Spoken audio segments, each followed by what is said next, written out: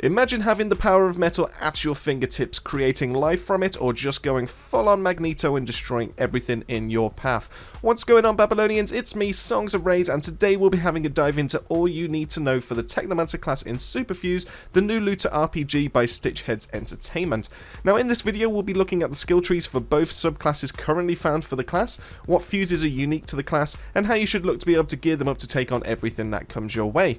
We will be doing a lot more guides for Superfuse, including builds for each of the classes in the future, so if you want to see all of this and more, make sure to hit that subscribe button. But enough of all that, let's get the video started. Now the Technomancer class is one of 3 playable characters found in Superfuse for the time being, and only has the 2 talent trees to choose from at launch, hindering the class's options a little, especially compared to the Berserkers. Now either way, both trees are especially effective in the battlefield and perform differently from each other, so let's have a look at them both, starting with the Metal tree. Now if you're looking to go on the offensive yourself through the casting of physical damage spells, then the Metal tree has you covered. This works from a new resource called Scrap, which gets placed on the floor through the couple of means, but most notably, and probably the easiest application, your first skill called Metal Shard.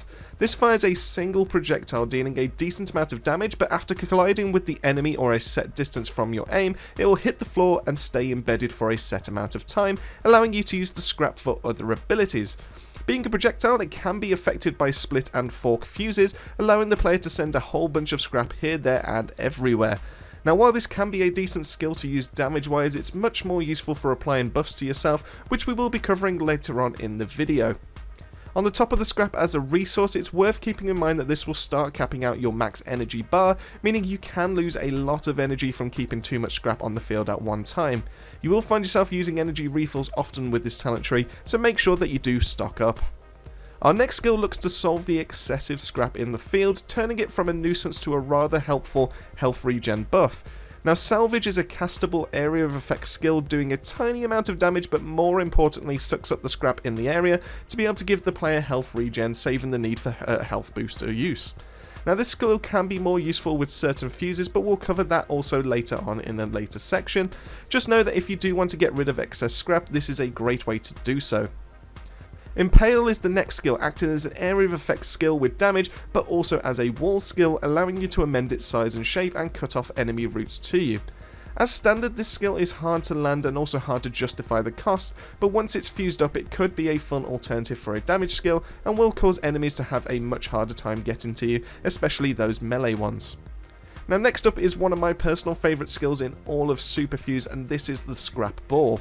The second way to be able to clear up unwanted scrap, Scrap Ball is a skill that uses it more as an offensive manner, sucking up scrap in its area of effect to increase its radius, hitting more and more enemies as it travels. Now this skill alone can wipe out hordes of enemies with one cast if it grabs enough scrap to reach its maximum radius, and when also combined with certain fuses and meeting conditions. I've seen this hit into the thousands at level 20, which is usually more than enough to hit all but the bosses, and once again this will benefit from having correct fuses, but as far as mobbing skills go, this is one of the best, and I highly recommend specking this up when you can. Lastly, we get the Bolt Storm skill, fulfilling a similar role to the Scrap Ball, consuming scrap in an area to launch a damaging skill. Now this damage is different as it's largely affected by scrap in the area, as opposed to the Scrap Ball having a set amount before those buffs go active.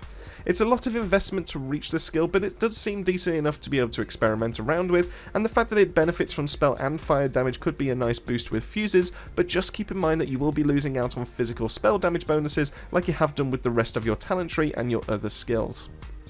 Now as for your other talent tree, the Minions tree is all about summoning as many pets to do the damage for you, allowing you to sit back and enjoy the carnage. Now this class has seen a fair bit of change since the early access, but now seems to be a little bit more balanced and less likely to crash your game. Yes, that could happen. Thank you, Minions. So let's start with the first of 5 current creatables, the Buzzjaw.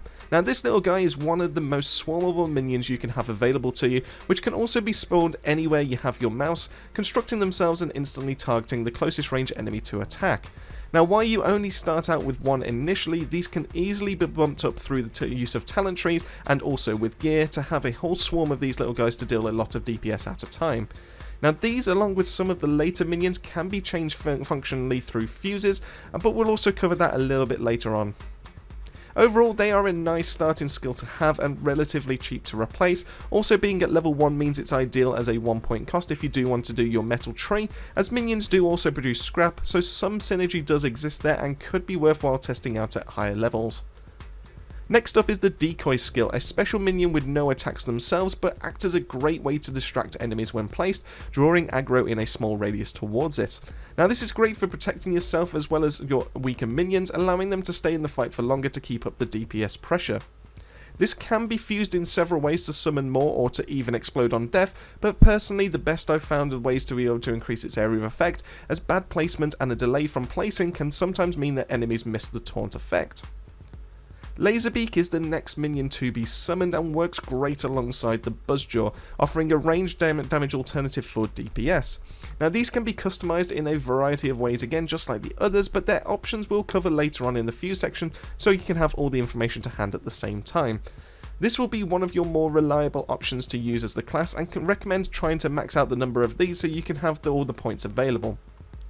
The Tech Head is an interesting minion, one that supports all nearby minions as well as you should you be stood nearby. It also offers a little damage option as well with its projectile, so is commonly worked into Laserbeak builds as the Buzzjaws can run outside of its range quite frequently.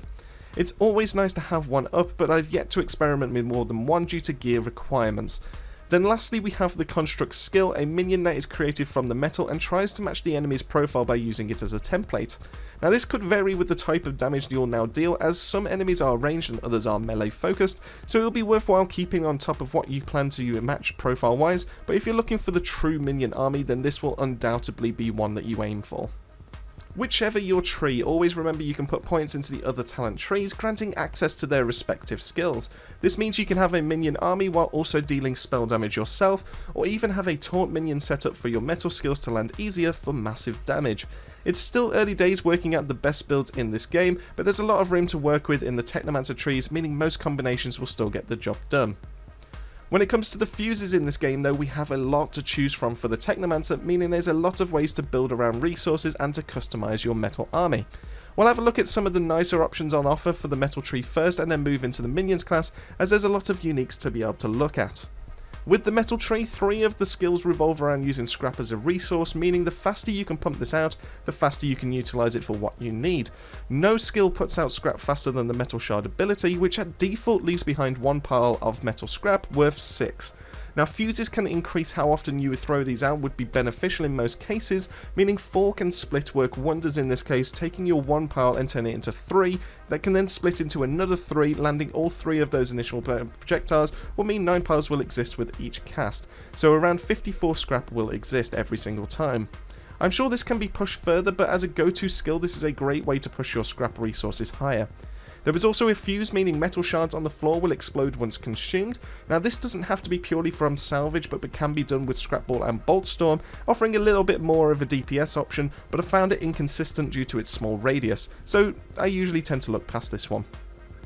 So far I've discovered one fuse unique to the salvage skill, which is insanely strong once paired with metal shard fuses above, and ferrokinesis works in a combination with the salvage skill, meaning you'll gain your HP regen bump, but now also gain a 1% physical spell power damage buff per scrap that's salvaged, allowing your follow-up attacks to be able to hit that much harder. This damage bump is usually so strong it can turn the metal shard into a horde killer alone, and other damaging skills into boss killers. I've yet to test if applying multiples of the same fuse will mean a bigger damage bump, so once I have this testing down I'll follow it up with another video and maybe even pin a comment to this video too. Last of the unique mods I've seen so far, we have Scrap Storm, a mod for the scrap ball that works in tandem with its radius expansion mechanic, allowing it to boost its own damage by 3% per scrap that's consumed as it travels. I believe this does have a cap, but not sure on the number that's to hand, so once again, once testing will be done on this and confirmed on the channel, I will have it. Needless to say, if you plan on having Scrapball as a skill, this is 100% worth the slot, as with general fuses the usual culprits are still worthwhile, so slow down for more damage or faster hits to increase the rate of scrap thrown out with Metal Shard. And now on for the minions, and boy do we have a lot of customization to look at here. Starting with the mods that amend how the minions behave and in most cases how they look, we have the Bombardier, which turns one of your laser beaks into a mortar cannon on legs. They benefit from the same damage increases as before for the same minion, but these will do area of effect damage through their projectile launched into the air. Now these do swap a 1-for-1 for these minions, so if you had 4 laser beaks before, you'll now have 3 lasers and 1 Bombardier on the same cooldown. And while I do love these turrets on legs, they do tend to get themselves involved in fights they shouldn't be by walking up to the enemy in melee range and firing straight up. Unlike the laser beaks, they sit at the back until they get pushed. It also comes with a 10% minus on minion damage, so you may need to factor that in if you run multiples of this fuse. Now the Big Boy mod transforms one of your melee buzzjaws into a bigger version, stacked with an extra 150% health and damage to boot. I have seen this mod sometimes trade in 2 buzzjaws for 1 Big Boy, so just keep in mind that as you level the skill up and factor in if it's worth it to you. We also have Unstable, which as a mod is very vague, offering no clarification on if it bumps up power or anything, just purely levels the skill and increases energy costs, or to be able to randomize the element of your laserbeak minions. I've yet to see how viable this is, but it does exist, so it's worthwhile mentioning it in this video. As for fuses I don't currently possess, but I do know that they are around, we have the Buzzsaw mod for the Buzzjaws, acting similarly to the Big Boy, swapping a melee minion out for a Buzzsaw that now does area of effect melee damage, and there is also a mod for the Decoy that allows it to detonate when the skill ends, allowing it to offer some DPS for doing its job correctly. These mods won't be worthwhile for all builds, but are nice options to throw in if the capacity is there, so if any more fuses are found to be able to add to this list, then I'll make sure to update with a pinned comment for you all. Now lastly, let's have a look as to how to gear up a Technomancer, as 2 different talent trees will result in 2 different loadouts. Now some will be similar, as both classes require skill casts and don't like being in an up close fight too much, so things like movement speed and cast speed are always welcome and should be sought out.